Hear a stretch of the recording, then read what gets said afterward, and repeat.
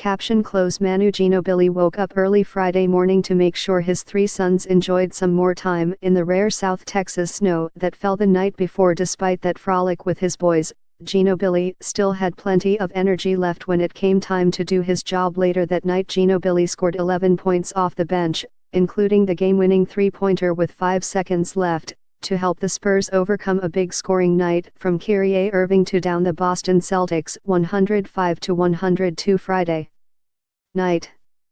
Manu brings everything he's got, and that's why he's so special.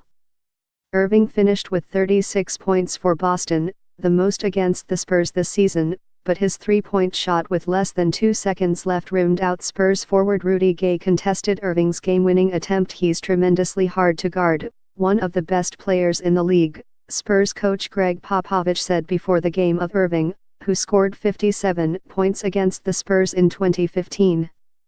He gets to the rim, shoots threes. He does everything, passes the ball. He's a fantastic player, one of the best in the league.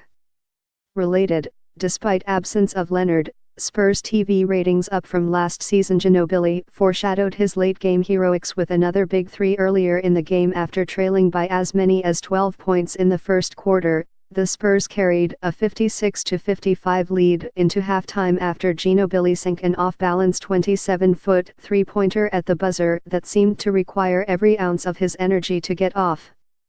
LaMarcus Aldridge scored 27 points to lead the Spurs, who trailed by as many as 12 points in the first quarter.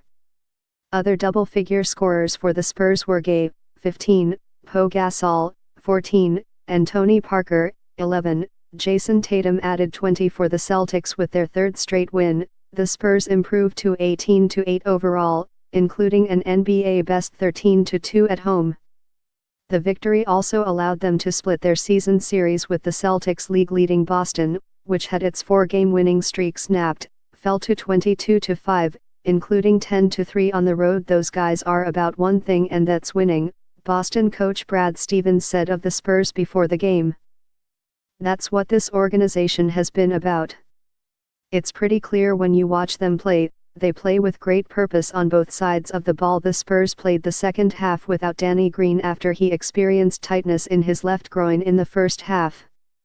Bryn Forbes replaced him in the starting lineup at the start of the second half.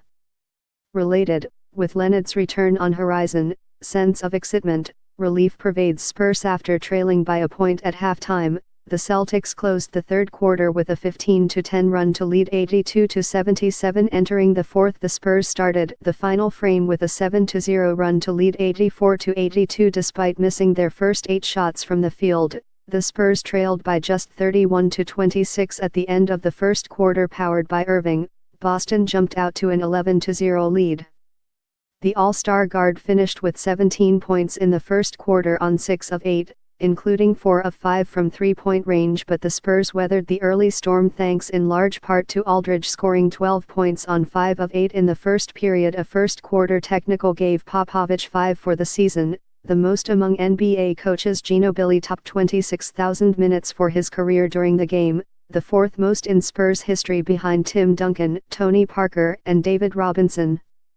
Torsborn at Express News Net Twitter, @Tom_Orsborn